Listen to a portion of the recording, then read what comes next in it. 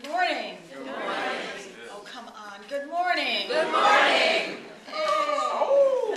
If that singing didn't rev us up, I don't know what will. Yeah, right. Okay. So here we are. I think I want to tell you a little more about myself because some of you have been asking who I am. So, you remember Reverend Jewel Cutzer? Well, I became a minister in 1991 under her tutelage. So I'm a Science of Mind minister and a graduate of ministerial studies with Reverend Jewel Cutzer. So if there's a familiar flavor, that's why. And my topic this morning, of course, is joy is not a detergent. Now, I didn't pick that because there is a detergent named Joy. I think joy is something different, but we'll get into that. It's an important topic to me, the subject of joy, because I went through a period in my life when I was at a pretty low point. I was a pretty unhappy camper. I really was going through the motions of living and not really being present in my own life. I was very unhappy and I just shut down. And one day, after years of living this way, I looked around and I consciously said to myself, there's no joy in my life. And that was a shocking revelation to me, realization for me to realize that I'd gone years with no joy in my life. And then I embarked on a path that led me back to some joy, and it was amazing. In fact, I remember the day that I walked into things were getting better, and I walked into a department store in a clothing department. And I realized that I had sort of been approaching life like through a tunnel. Nothing had really connected with me. Not a cold breeze, and I lived in Seattle, and there were cold breezes. And not color, not anything. And I walked into this department store, and I knew I was coming alive because I was looking around at all the clothing. And what hit me was, do you see all those colors?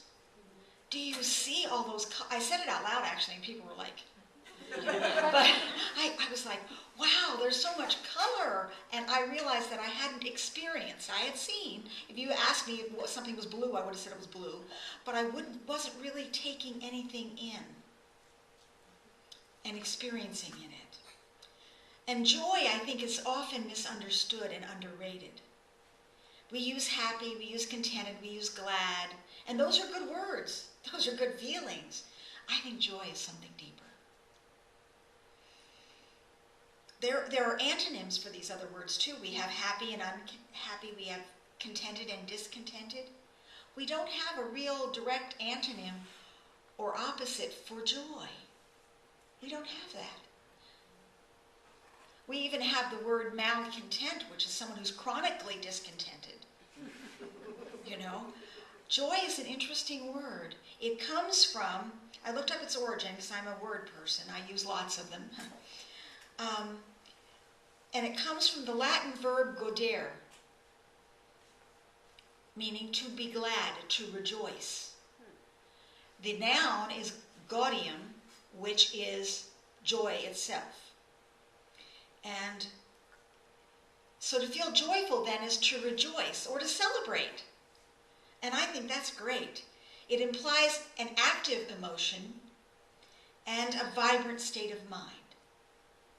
So, now if joy were a person, I found this little tidbit in a book I have called The Book of Qualities by Ruth Gendler. If she were a person, maybe it would sound like this. Joy drinks pure water. She has sat with the dying and attended many births.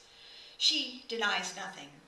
She is in love with life, all of it, the sun and the rain and the rainbow. She rides horses at Half Moon Bay under the October moon. She climbs mountains. She sings in the hills. She jumps from the hot spring to the cold stream without hesitation. Although joy is spontaneous, she is immensely patient. She does not need to rush. She knows that there are obstacles on every path and that every moment is the perfect moment. She is not concerned with success or failure or how to make things permanent. At times, joy is elusive. She seems to disappear even as we approach her. I see her standing on a ridge covered with oak trees, and suddenly the distance between us feels enormous. I am overwhelmed and wonder if the effort to reach her is worth it, yet she waits for us. Her desire to walk with us is as great as our longing to accompany her. I thought that was really good. So, the question before us, is it important to experience joy in our lives? And can we, or should we, expect to experience joy in our lives? Is that a frivolous idea? I don't think so. Is joy only for the lucky ones? Is it only for the naive who expect to have joy-filled lives? Or is it impractical to be concerned with such things? I think we're living in a world that's graduating away from that, but if you go back about 30 years or so, there was a lot more of that going around. When we were children, joy was natural. We were naturally lighthearted. We naturally wanted to have fun. We expected to be joyful and happy. I believe that joy is the infallible sign of the presence of God. I believe it. I believe it is a divine enthusiasm for life that makes us joyful. And I think joy is a form of love. I really do. I think it's a loving thing. It's life's love of itself as us. A very desirable thing. And I also believe that joy then is very spiritual. It's a very spiritual thing. At the moments we experience joy, we are in an enlightened consciousness, an elevated consciousness, an expanded awareness. Joy does that. It opens us up. To be spiritual is to be joyful. Too often we believe that to be spiritual is to be serious, somber, even maudlin. But you think about it. Enlightenment itself doesn't only mean to see the light, but it means to take it in. Light is the opposite of dark, but think about it. It's also the opposite of heavy. So if we see life as a heavy burden, a load, an obligation, we are not looking at it from an enlightened point of view. And the thing about joy that's so wonderful is that it is contagious. It is absolutely contagious. We saw that film of the Flash Mob Orchestra. Their joy was contagious. The music was great, the experience was great, and we were sharing in it. Joy is contagious. When you are joyful, everybody wants to be around you, and start laughter in a room and see how many people start to laugh. Just raucous laughter. We have those laugh tracks, and everybody in the room eventually starts laughing because it's contagious. It's a contagious thing. When you experience joy, you are filled up and overflowing. And it's great. We can spread joy by being joyful. And being an example is a powerful thing in our world. Being an example is more powerful than we can know. We touch lives in so many ways that we don't know. A simple kindness, a kind smile. So many things that are so tiny to us are so big to other people. I know when I was a young girl, as I said, I was rather troubled as a young girl. And I was skipping school one more day. That's another story for another Sunday. But I went to the beach, and I was sitting on the beach in my purple dress. In those days we had to wear dresses. And I sat there, and I was looking very dejected, but I was listening to the ambiance of the ocean and the sound in my ears and trying to feel some peace. And I just sat there, and a woman ran by, because people run early in the morning on the beach. And she just ran by, and then she doubled back to me. I could see her out of the corner of my eye. And she came right up to me. I'm sitting, so she's standing over me. And she leaned down, tapped my knee to get my attention, and said, "I don't know what it is, sweetie, but it's going to be all right. Total stranger, knew nothing about me. I can't tell you what that meant to me. Someone reaching out to me amidst where I was in that moment was the most powerful experience I could have had. A simple kindness. And she went on running, and I went on with my life. But it changed something in me that day. Not appreciably, but enough for me to be touched so deeply by a total stranger. So the littlest things can mean a lot to people. So the question we have, I'm sure sits in the air, is how do I get there? How do I do that? How do I be joyful? How can I cultivate joy in my life?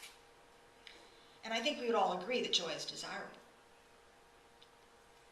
There's something in us with this which resonates with the idea of joy. It resonates like a tuning fork. We go, yes, joy. Oh, wow, joy. So how do we get there? How? How do we become unencumbered with distractions and difficulties and conflict and what's on the news? Well, I can tell you that getting joy is being joyful is not about getting more in life. What you have, I was fortunate enough to grow up my father was a contractor. I was a reasonably affluent family. We weren't rich, but we were solidly middle class, and we didn't struggle for food on the table or things like that. I was very grateful for the level of standard of living we had. But we lived around people who were far more wealthier than we were. Doctors and professional people and things like that. So I saw, as a young girl, a lot of people who were rich. And I can tell you that some of them were happy and some of them were not. So I have learned that money makes you comfortable. If you are comfortably happy, if you are happy, you'll be comfortably happy. If you're miserable, you'll be comfortably miserable. That's all money does, is make you comfortable. It's good to have, but it's not magic, and it doesn't give you joy. So it's not about what we have. It's more a matter of what we are. It's more a matter of what are our patterns of thinking? How do we approach things? Do we see the glass as half empty or half full? Do we look for what's good in the difficult situations? And we can elevate our thinking. We can move into a greater awareness of what's around us. Because if we could see everything around us, we would have billions of data to take in. Our human consciousness is only able to pick out a few things to focus on at a time. So what we focus upon is what we get, what we see, and it's a reflection of us. Because we can look out at this day and go, what a lovely day. Well, it's a little cloudy. You know? I drive through Palatka and I try to look for the good things, and I look at it and I go, some people could see negativity here. Some people could see a town that's not exactly as thriving as it once was. I see wonderful people. I see quaint places.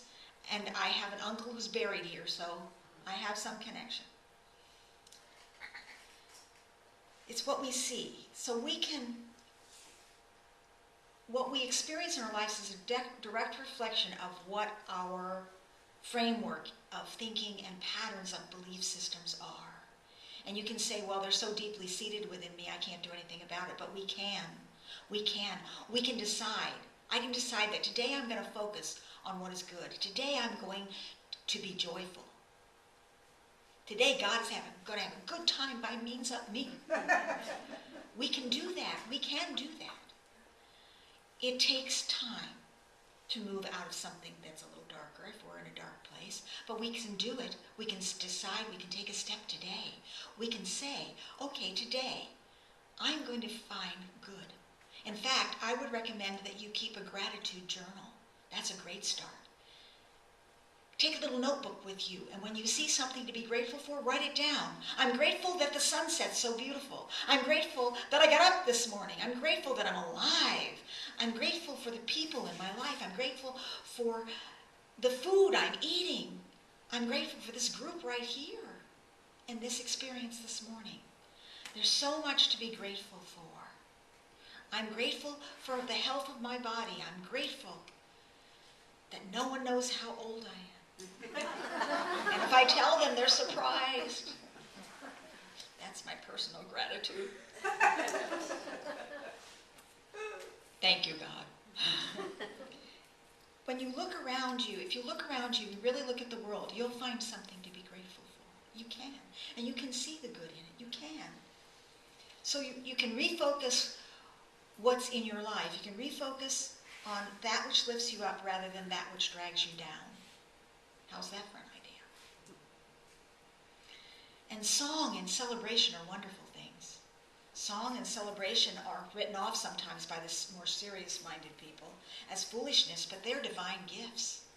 They're divine gifts given to heal feelings of aloneness and separation and to connect us. It is impossible, I've found, to sing and be miserable at the same time. As a musician, I just have to sit down and play the piano a little bit and I'm lifted up.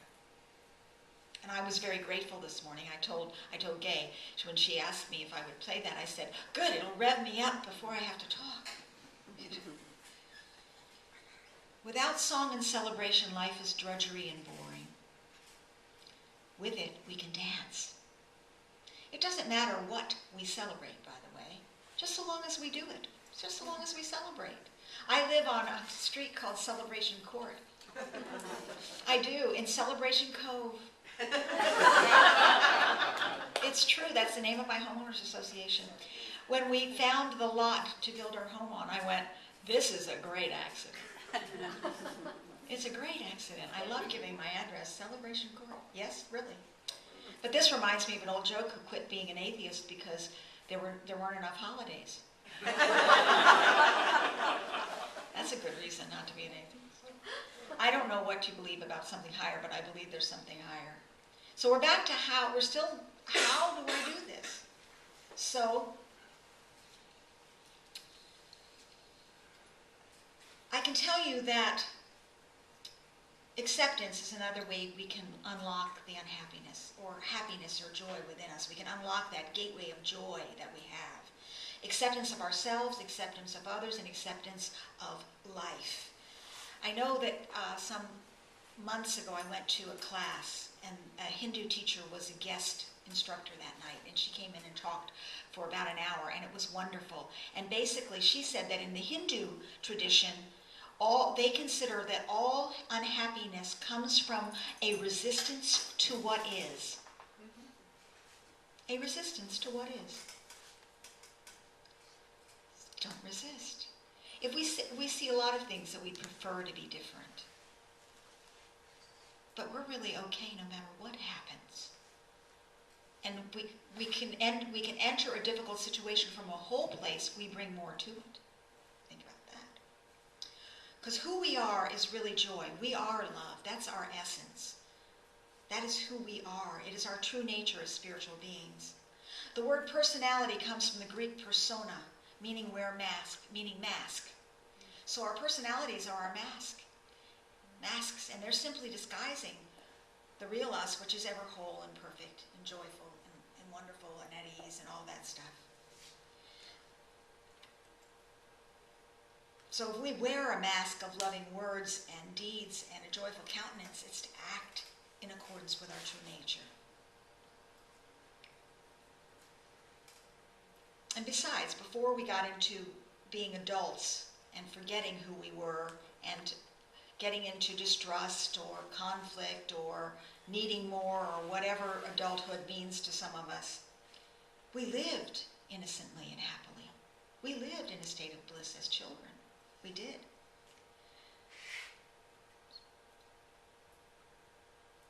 That purity was never lost. There's a part of each of us that has never been harmed or touched by anything we've experienced. What we've experienced is what we've experienced. It's not who we are. And we can, no matter how, believe me, I can tell you, we could be here for hours. I could tell you stories. I won't. Because it's not important. We can choose joy, and we can rise above that, and we can get back to be in touch with that part of us that's never been affected. The purity was never lost. It's just been veiled by a smoggy layer of erroneous beliefs that we could be anything less than divine. And we're not. We're happy. We're divine masterpieces. Love, wisdom, kindness, compassion, beauty, and joy, that's all within us. That's what we already are. We seek only after them because they are aspects of ourselves that we have forgotten. And they're not outside, they're inside. And lest you think age has anything to do with it, I want to share this writing with you that Ernest Holmes did in a book called Living the Science of Mind. How old do you think you are? How old is old? When does a person get too old to enjoy life? Could it be possible that even age is something that happens to our minds rather than our bodies? And could a person be as young at 80 as he is at 18? We are told that each cell of the physical body is completely replaced every 14 months. Seems funny, does it not, to think that no one is even a year and a half old physically? It's true. And he goes on to say, youth is not a time of life, it is a state of mind. Nobody grows old by merely living a number of years. People grow old only by deserting their ideals. Years wrinkle the skin, but to give up enthusiasm wrinkles the soul. Worries, doubt, self-trust, fear, and despair, these are the long, long years that bow the head and turn the spirit back to dust. Whether 70 or 16, there should be in every person the love of wonder, the sweet amazement at the stars and the starlight things and thoughts, and the undaunted challenge of events, and the unfailing childlike appetite for what next, and joy in the game of life. You are as old as your faith, as old as your doubt, as young as your faith, as old as your doubt, as young as your confidence, as old as your fear, as young as your hope, and as old as your despair. To experience joy, we have to again fill ourselves with a sense of wonder. Wonderment. Wonder. When you're small, a caterpillar crawling on the ground is an exciting thing. Where did we lose that? Look at the clouds moving in the sky, the wind blowing, rustling in the trees. I marvel at the body. I cut myself with the scissors about 4 days ago. It's almost healed already. How wonderful is that? I don't even have to think about it, and it does it all automatically. I eat food. I don't have to worry about how it digests or how the waste gets eliminated. I know that's natural.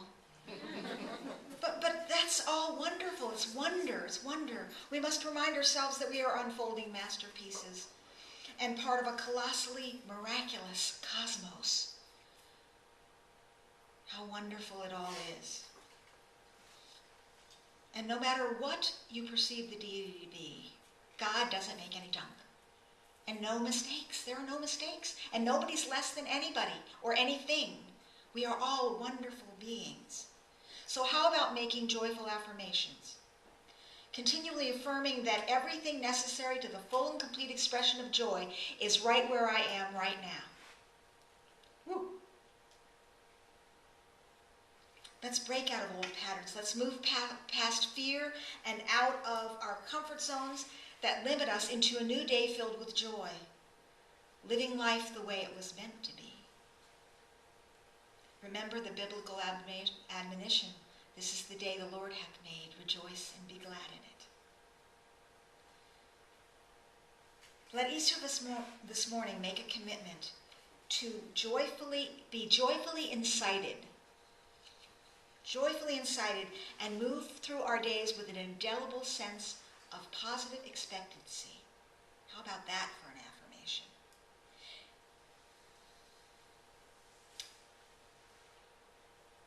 I have this to say to you. Go forth, children of light, and ignite the fire of joy by living it. Be true to yourself, for only in such simple honesty is peace confirmed. The light of the world shines through your face and your hearts and blesses everyone through your activity. I believe that each one of you is the song of joy that God sings to the world. Let's be that. And so it is. Thank you.